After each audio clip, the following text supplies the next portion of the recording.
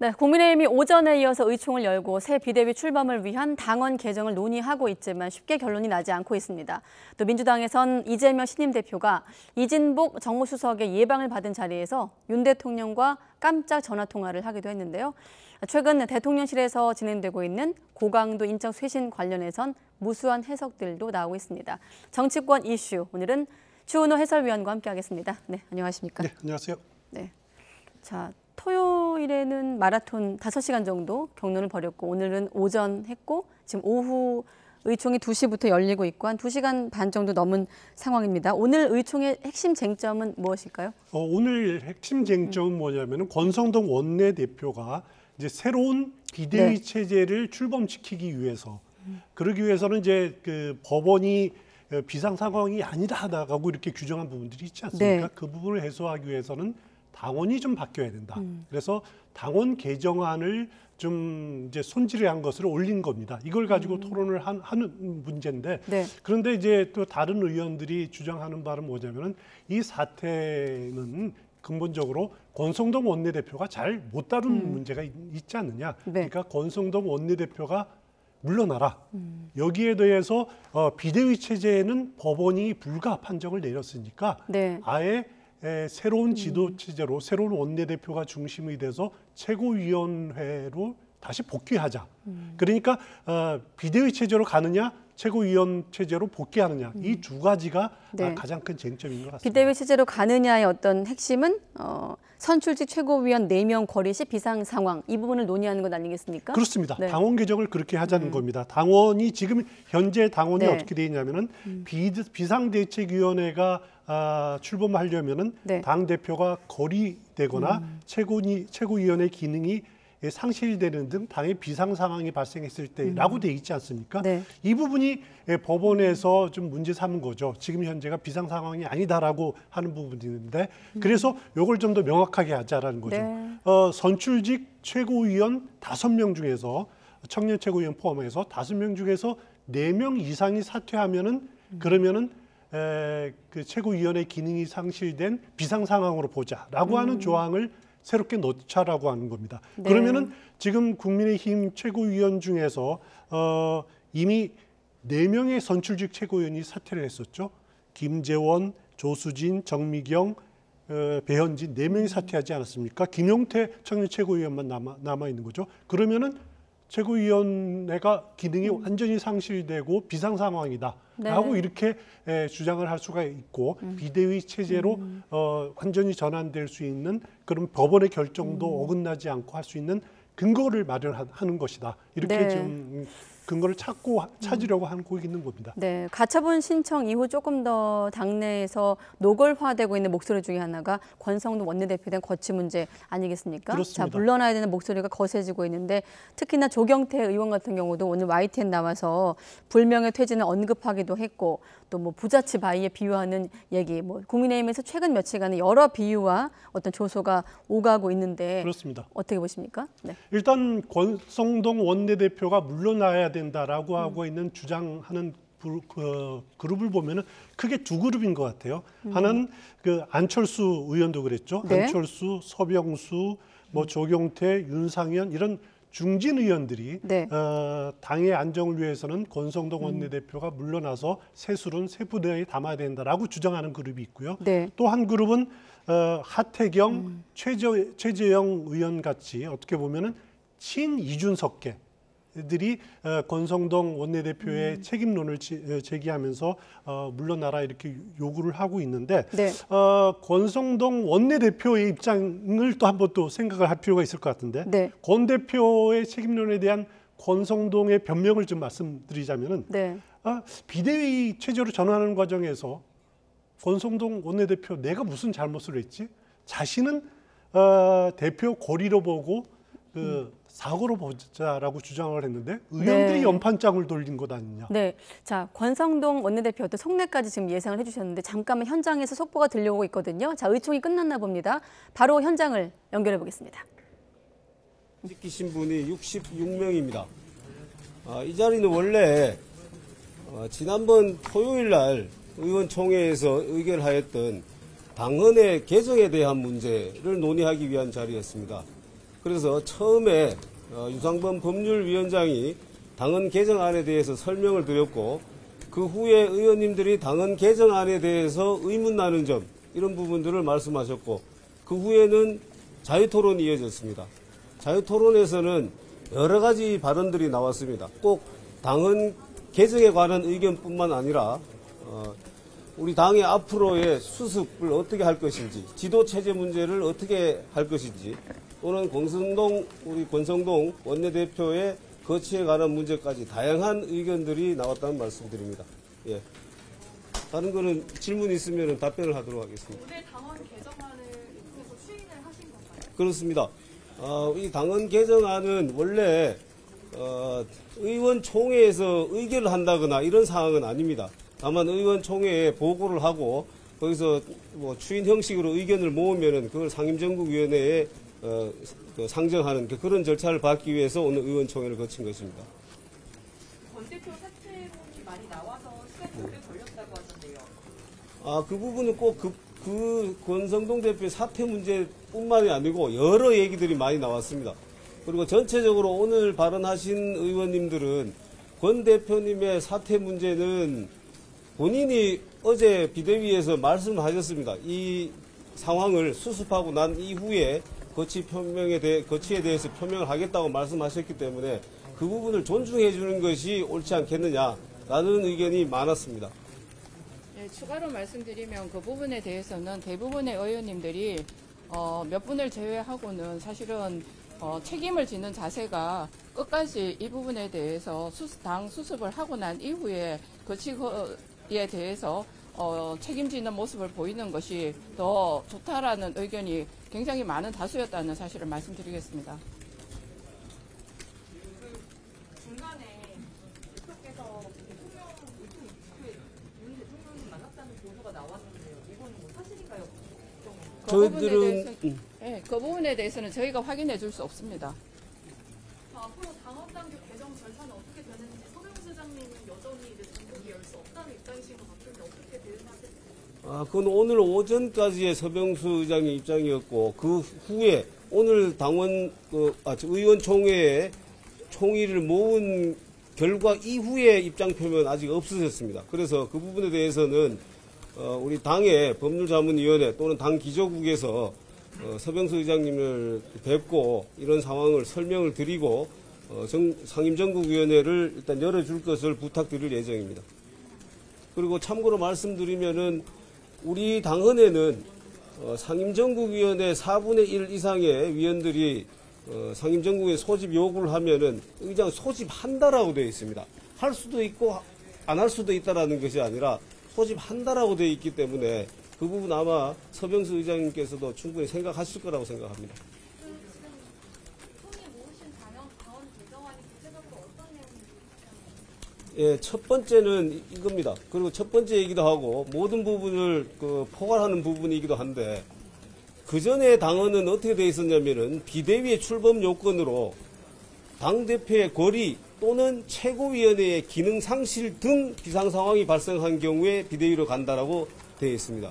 그런데 이 최고위원회의 기능 상실이라는 부분이 추상적으로 규정되어 있기 때문에 이거를 해석에 따라서 달리 해석할 여지가 생깁니다.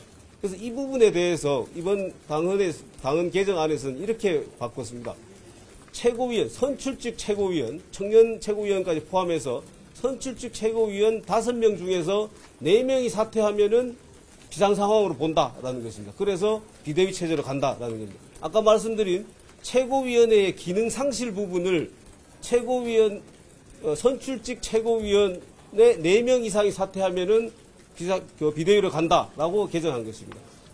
비대위 운영에 관해서도 조금 더 구체적으로 당헌당규를 주시기. 예, 그런 부분에 대해서는 지금 제가 말씀드린 이런 부분들을 보완하기 위해서 비대위원장의 지금 그 지위와 권한은 당대표의 지위와 권한에 준하는 걸로 추상적인 규정으로 되어 있었는데 그런 부분들을 구체적으로 여기 최고위원회는 비대위원으로 비대위원장은 당대표로 이렇게 구체적으로 그 조문을 치환하는 명확하게 규정하는 그런 규정들이 들어가 있습니다. 당헌 개정에 대한 그런 이견은 좀 없었나요? 뭐 하지 말자 이런 게 아니고 뭐 일부는 조금 뭐 조정하자. 의견으로 이런 의견도 있었습니다. 최고위원회로 돌아가자라는 의견이 있었습니다. 몇 분께서 그런 말씀을 해주셨는데 현재 이 우리 당헌 당규 해석상 이번 비대위의 출범으로 이미 최고위원회는 해산된 것으로 간주됩니다. 그래서 그걸 다시 최고위원회로 돌아갈 수는 없다. 그리고 가처분 판결에서 그런 그 이유, 가처분 그 결정의 이유에서 약간 그렇게 언급은 했지만 그것은 이유일 뿐이지 주문이 아니다. 가처분 결정의 주문에서는 비대위원장의 직무를 정지하는 것만 되어 있기 때문에 그래서 최고위원회로 복귀한다는 것은 불가능하다라는데 많은 분들이 의견을 같이 했습니다. 아니 서병수 의장께서 그 설득하셔가지고 개최를 하겠다고 하시면 그 물리적으로 앞으로의 시간표가 어떻게 되죠? 일단은 그 상임전국위원회에 소집할 수 있는 요건이 아까 제가 말씀드렸습니다만 상임전국위원회 4분의 1 이상이 소집 요구를 하는 것입니다. 그리고 현재 당헌상으로는 최고위원회에서 의결하는 것인데 최고위원회는 현재 비대위원이죠. 비대위원회에서 의결하고 상임전국위원회에서 4분의 1 이상 요구하는 이게 별개의 요건으로 되어 있는데 저희들은 두 개를 동시에 다 추진할 생각입니다. 일단 상임정국위에서 개최가 되면은 당헌 당규 개정에 대한 문건을 만듭니다. 그러니까 저희가 오늘 의총에서 논의했던 내용을 만들어서 그 부분을 상정을 시킬 거고요. 그게 상정이 되면 전국위에서 전국위는 ARS로도 될 수 있도록 이번 당헌 당규에도 그 규정을 신설하게 됩니다. 그래서 ARS를 통해 가지고 전국위에서 제적의 과반 이상 저희가 그 당헌을 개정할 때에는 제적의 과반 이상을 찬성을 받으면 당헌 당규가 개정이 됩니다. 당헌이 개정되고 난 이후에 비대위 발족을 위한 상임 정국위가 다시 열리죠. 그거는 비대위원 임명을 위한. 비대위원 임명을 위한 상임 정국위가 다시 열리고 그 부분에 대해서 추인하는 또 의결하는 정국위가 다시 열리게 됩니다. 이런 과정을 거쳐야 되기 때문에 상임 정국위 2번, 그 다음에 정국위 2번을 열어야 되는 이런 과정이 계속 진행이 될 겁니다. 이게 추석 전까지 다 마무리될 수 있나요? 그래서 지금은 가능하면은 추석 전까지 마무리하려고 지금 노력하고 있습니다. 그 부분에 대해서 뭐 정확하게 추석 전까지 꼭 마무리된다라고 할 수는 없습니다만 지금 현재 그런 목표로 절차를 진행할 예정입니다. 이번에 가처분 인용 결정에서 보면은 그 상전이나 정국위 의결 같이 당헌당규 개정안이 전당대회 추인을 받지 않으면 법효력이 발생하지 않는다라고 보는 어떤 취지의 판결이 있었는데 그 부분에 대해서 전당대회에 추인을 받지 않으면은 효력이 없다라는 취지가 아니고 전당대회에서 선출한 당대표인데 전국위원회에서 어떻게 보면 지금 해임 절차를 밟는 거나 마찬가지인데 그게 민주주의 원칙에 맞지 않지 않느냐라는 표현은 있었습니다. 그런데 그 부분에 대해서는 우리가 뭐 대통령이든 국회의원이든 직접 선거로 선출을 하잖아요. 근데 직접 선거로 선출을 했지만은 대통령 지난번 탄핵 과정에서 보면은 국회에서 탄핵 소추 의결을 하고 헌법재판소의 탄핵 심판 결정으로 탄핵이 되는 겁니다. 그러니까 해임 절차를 그렇게 밟을 수가 있는 거죠. 그게 민주주의 원칙에 반한다라고 보기는 어려울 것 같습니다. 네, 의총 끝나고 지금 4시 한 45분 지나는 시간인데 한 2시간, 거의 3시간 가까이 의총이 진행이 됐고 잠깐만 정리하면 결국은 이제 지금까지 국민의힘 내부에서 나온 얘기를 한 번 더 확인한 건데 지금 의총 끝나고 의원들 설명을 들어보니 지금 시점 이후에는 다시 또 서병수 전국위 의장의 의견이 궁금해지거든요. 지금 서병수 의장한테 전국위 상임 전국위 우선 열어달라고 요청하겠다까지 나왔고 또 한 가지 권성동 원내대표에 대한 거취도 논란이 있었습니다만은 의견을 존중하는 쪽으로 일단은 수습 당의 수습이 먼저고 그 다음 거취다 이런 좀 얘기도 나오고요. 어떻게 들을 수 있었을까요? 그렇습니다. 오늘 결론은 국민의힘이 비대위 체제로 새로운 비대위 체제로 간다라고 하는 것이고요. 네. 그 과정에서 꼭 필요한 것이 당원 개정이 필요하기 때문에 당원을 개정을 하고 그다음 최고위원회로 복귀를 안 한다. 네. 복원을 안 한다. 권성동 원내대표의 거취 문제는 사태가 수습된 이후 본인이 결정하게 맡기겠다라고 하는 기존의 입장을 다시 확인했다라는 거고요. 네. 여기에 이제 남은 걸림돌이 뭐냐면은 상임 전국위원회를 거쳐야 됩니다. 그 당원 개정을 하려면. 네. 그런데 두 위원회의 의장을 맡고 있는 서병수 의원이 본인이 회의를 소집을 안 하겠다. 위원회를 거부하겠다라고 지금 입장을 밝히고 있지 않습니까? 네. 그렇기 때문에 서병수 의장을 당 지도부가 나서서 설득을 하겠다. 그 설득을 하고 만약에 설득을 안 할 경우에 어떻게 되느냐라는 부분들은 아직 좀 애매한 부분으로 남아 있는데 네. 제가 보기에는 서병수 의원도 오늘 의원총회에 참석을 했습니다. 네. 그래서 본인이 만약에 회의를 소집까지는 할 거고 회의를 주재하는 것도 다른 문제거든요. 네. 회의를 주재하기에 거부하면은 부의장에게 회의봉을 넘기는 그런 방향도 있을 겁니다. 그런 방향으로 아마 서병수 의원을 적극적으로 설득에 나설 것 같습니다. 네, 일단 서병수 의원의 기존의 입장은 2번 잘못해서는 안 된다고 하기도 했고 악법도 법이라고 그렇습니다. 하지 않았습니까? 그러면서 전고기가 이제 불가하다고 했는데 오늘 의총까지 좀 마친 이후의 상황은 좀 서병수 의원의 또 입장을 들어봐야 되겠네요. 그렇습니다. 그 개인의 정치적인 판단, 소신은 그럴 수가 있는데 네. 또 당 직책을 맡고 있는 입장은 또 다를 수가 있거든요. 그러면은 본인이 그 회의 진행은 부의장에게 넘길 수 있는 방안도 있는 거죠. 그렇게 네. 아마 하도록 설득을 나설 것으로 이렇게 생각이 됩니다. 네, 알겠습니다. 또 요 지금 방금 의총 끝난 내용은 또 취재 기자가 자막에 지금 참석자가 66명이라고 나왔거든요. 요 질문만 드리고 다음 질문 드리면 66명, 국민의힘 의원이 115명인데 그렇습니다. 지금 제가 얼추 계산해 보면 57%가 참석한 거거든요. 일부 당내에서는 의원총회에 대한 어떤 대표성을 좀 문제 제기하는 부분도 있는데 어떻게 볼 수 있을까요? 그렇습니다. 일단 당원 개정안이라든가 뭐 이런 문제를 의원총회에서 논의할 자리는 아닙니다. 네. 의원총회가 하는 것은 어떻게 보면 의원들이 그래도 당내에 굉장히 중요한 역할을 하고 있기 때문에 네. 이들의 의견을 수렴하는 과정이다라고 차원이라고 보면 될 거고요. 여기에서 부결됐다, 가결됐다 이런 기구는 아니기 때문에 네. 그래서 저는 만약에 그 66명밖에 참석을 안 했기 때문에 좀 대표성이 부족을 하면은 추인을 받기 위해서는 혹시 전수조사라도 나중에 전화를 해서라든지 하는 과정을 거치지 않을까라고 예측을 했는데 일단 권선동 원내대표는 그런 과정을 거치지 않고 그냥 원래 계획대로 이렇게 네. 다음 일정을 추진하는 것 같습니다. 네, 아무튼 다시 한번 속보를 정리해보면 최고위로 돌아가자는 목소리도 있었습니다만 현재 당원 당규 해석상 다시 최고위로 돌아갈 수는 없다는 게 오늘 의원총회의 의견이었고 당원 개정안 관련해서는 서병수 의원에게 전국위 상임 전국위 요청을 좀 하겠다까지 확인한 상황이고 그렇습니다. 한 가지만 더 국민의힘 내부 얘기하고 다음 질문 드리겠습니다. 법정 싸움은 또 2라운드를 맞고 있거든요. 그렇습니다. 또 이준석 전 대표도 그렇고 또 주호영 비대위원장도 그렇고 어떻게 좀 예상할 수 있을까요? 일단 14일에 법원에서 심리가 또 열립니다. 네. 두 가지 사건에 대해서 다 열리는데 서울 남부지법 민사 51부 황정수 수석 부장판사가 똑같은 사건을 똑같이 심리를 합니다. 네. 그러니까 이준석 전 대표가 낸 어떻게 보면은 비대위원 8명에 대한 직무를 정지해달라고 하는 심판, 그리고 국민의힘이 낸 주호영 비대위원장의 직무를 정지해달라고 한 그거를 또 집행을 좀 정지해달라고 하는 거를 같은 재판부가 심판을 합니다.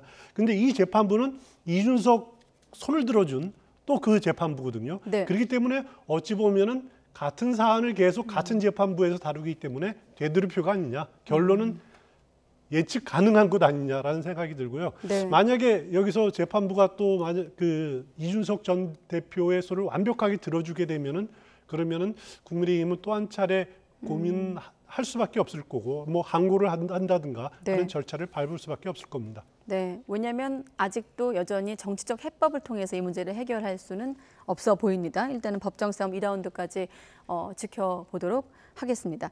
자, 이번에 민주당 새로운 지도부를 꾸린 민주당 소식도 알아볼 텐데 일단 오늘 가장 눈에 띄는 건 정무수석과 이재명 신임 대표가 만난 자리 아니겠습니까? 그렇습니다. 네, 어떻게 좀 보셨습니까?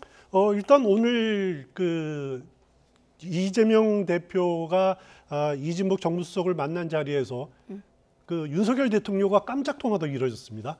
3분 동안의 통화가 이루어졌는데 3분이라고 하면 사실 어떻게 보면 짧다고 하면 짧은 시간이지만은 중요한 메시지를 전하기에는 아주 충분한 시간들이었습니다.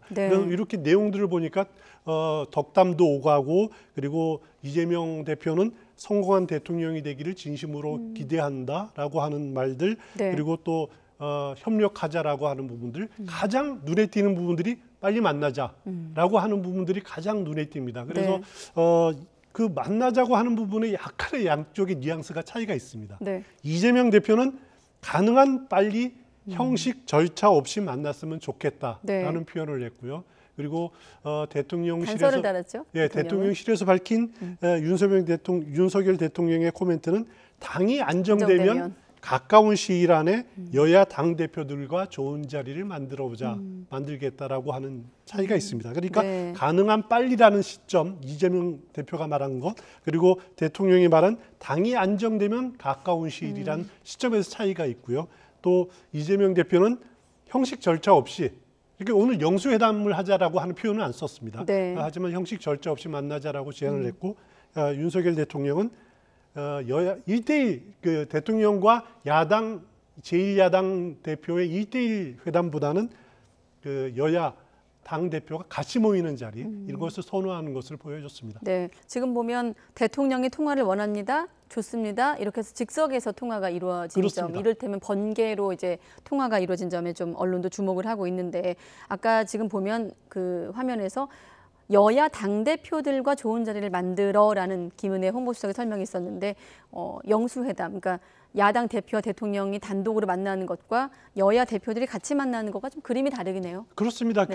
이제 영수회담이라는 표현을 잘 안 씁니다. 왜냐하면 과거에는 대통령이 여당의 총재라든가 대표를 겸임하고 있는 시절은 영수회담이라는 표현을 썼는데, 이제는 대통령도 평담원이지 않습니까? 그래서 영수회담이라는 표현은 잘 안 씁니다. 그래서 뭐 대통령과 여야 대표 회동 뭐 이런 식으로 표현을 쓰는데, 대통령 입장에서는 가급적 제1야당 대표와 1대1 회담은 사실 좀 껄끄러운 자리입니다. 그리고 회동을 하면은 뭐 밀실에서 담합했다라고 하는 그런 구설수에 오를 수도 있기 때문에 가급적 피하는데, 사실 문재인 대통령도 시절에도 봐도 제1야당의 대표하고 1대1 회동이 딱 한 차례 이루어진 적이 있습니다. 홍준표 자유한국당 대표랑 한 차례 이루어졌고, 나머지는 그 여야 그 다수가 모이는 그런 회동을 선언을 했는데, 윤석열 대통령도 이재명 대표와의 1대1 회동은 별로 이렇게 저는 선호하지 않을 가능성이 높다라는 생각이 듭니다. 왜냐하면 윤석열 대통령 입장에서는 지금 낮은 지지율을 회복하기 위해서 민생 탐방, 그리고 어떻게 보면 친서민 정책, 약자와의 동행, 이것을 통해서 서서히 지지율을 끌어올리고 국정 동력을 회복하려고 하지 않습니까? 민생의 이니셔티브를 대통령이 자신이 갖겠다라고 하는 거고요. 반면 그 이재명 대표는 취임 일성이 뭐냐면은 첫째도 민생, 둘째도 민생, 마지막도 민생 경쟁하자라는 겁니다. 그러니까 강경일변도라는 그런 이미지에서 벗어나서 어떻게 보면은 실사구실을 하는 모습을 보여주고 싶어하는 거죠. 그래서 수권 정당의 모습을 보여주고 싶어하는 건데, 결국 윤석열 대통령과 민생 이니시티브를 놓고 경쟁하겠다라는 건데, 윤석열 대통령이 그걸 받아들여지면 뺏길 가능성이 있는 거죠. 그렇기 때문에 1대1 회동은 가급적 피할 가능성이 높다. 개인적으로는 그렇게 생각이 됩니다. 아무튼 만남의 형식 또 시기는 추후 논의에 가기로 했다고 하니까 독대가 될지 아니면 정말 다 같이 만나는 자리가 될지 한번 지켜보겠습니다. 자, 이재명 신임 대표, 당 밖으로는 이런 어떤 대여권 관계가 또 중요하겠습니다만, 안으로는 지금 또 당직 인선에 고심 중입니다. 자, 관련해서 비명계라고 해야 될까요? 자, 비이재명계에선 또 이런 얘기가 나왔거든요. 잠깐 들어보겠습니다. 나의 목소리가 아니고 나한테 쓴소리 할 수 있는 그러한 반대파의 의견도 최고위원회에 충분히 들어와야 된다. 친목의 목소리를 대변할 수 있는 최고위원이 있어야 된다라고 하는 이러한 그 배려가 필요해 보입니다. 사무총장은 누가 봐도 정치적으로 민주당 내에서 중립적인 위치에서 일할 수 있는 사람이다 라고 하는 사람을 좀 인선하는 것들이 필요해 보입니다. 이원욱 의원 발언 들어봤고, 또 포함해서 이재명 대표가 같이 경쟁했던 강훈식 또 박용진 의원과도 각각 만났고 만날 예정이거든요. 이런 좀 행보를 통틀어서 질문드린다면? 일단 이재명 대표로서는 전면군이 아니다. 자신은 탕평을 해서 같이 이렇게 통합으로 당을 이끌어가야 된다라고 하는 점들을 좀 강조하고 싶을 겁니다. 네. 그래서 인사도 탕평으로 해야 된다라고 하는 요구들이 많은데 핵심은 뭐냐면은 최고위원 자리를 2명을 지명을 할 수가 있거든요. 당대표가. 그 최고위원 자리는 아마 지역 안배를 할 겁니다. 왜냐하면은 최고위원들이 전부 수도권 출신들이죠. 그래서 네. 호남이라든가 충청이라든가 이런 지역 안배를 할 건데 핵심은 사무총장을 누구를 하냐라는 겁니다. 사무총장은 아시다시피 조직, 자금 다 총괄하죠. 또 이제 총선 앞두고 총선 임박하면은 공천 관리, 실무 책임을 맡는 거거든요.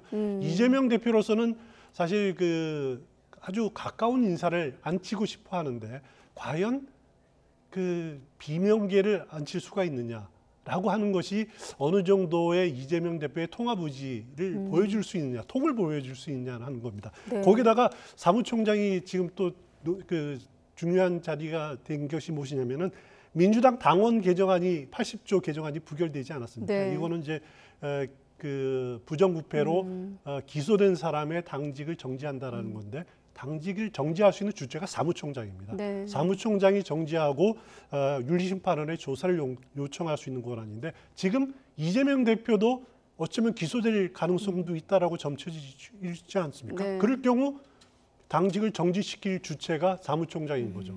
그렇기 때문에 자신과 너무 적대적인 사람을 이렇게 사무총장이 임명하는 거는 좀 부담감이 될 거고요. 그런 부분들을 어떻게 이재명 대표가 슬기롭게 풀어가느냐 이것을 보는 이제 앞으로 당직 인선이 통합으로 가는 키포인트가 아닌가라는 생각이 듭니다. 네, 일단 사무총장 누구 되는지 한번 그렇습니다. 지켜봐야 되겠고 인사 얘기 나왔으니까 대통령실 분위기까지 짧게 짚고 마무리하겠습니다. 일단 추석 전까지 참모진 한 10명 이상 개편한다 뭐 이런 얘기 흘러나오고 있는데 어떤 방향으로 갈까요?